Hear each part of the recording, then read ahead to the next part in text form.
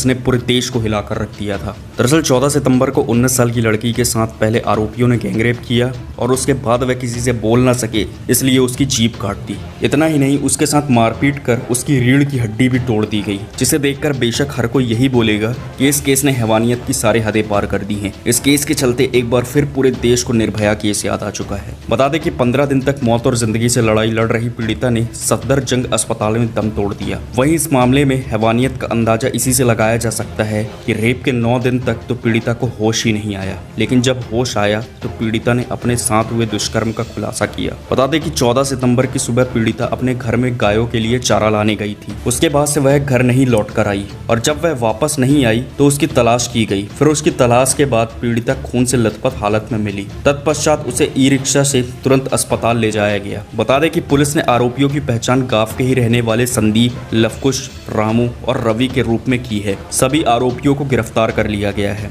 और पूरा देश मनीषा के लिए इंसाफ मांग रहा है। लेकिन यहाँ सवाल यह उठता है कि प्रशासन और सरकार की तमाम कोशिशों के बाद भी रेप पर काबू नहीं पाया जा सका है। क्या इस तरह के लोगों को कानून का डर नहीं होता, या फिर हमारे कानून व्यवस्था का इस तरह के दुष्कर्मियों पर कोई प्रभाव ही नहीं पड़ता? क्या फांसी देकर दरिंदों को सजा देना ही पीड़िता को इंसाफ दिलवाना है? क्योंकि इन जैसे लोगों को तो उनके गुनाह की सजा मिलती है, लेकिन जिसके साथ दुष्कर्म कर उसे मार दिया जाता है या मरने की हालत में छोड़ दिया जाता है, उसे किस बात की सजा मिलती है? क्या कानून व्यवस्था या हमारा समाज ऐसा नहीं बन सकता जहां ऐसा करने की किसी की हिम्मत ही ना हो, जहां किसी निर्दोष को अपनी जान या स्वाभिमान गंवाना ही ना पड़े? सरकार तो पीड़िता को तमाम प्रकार के मुआवजा दे देती है, लेकिन क्या किसी की जान और स्वाभिमान की कीमत लगाई जा सकती है? ये एक बड़ा सवाल है और आप सबका क्या विचार है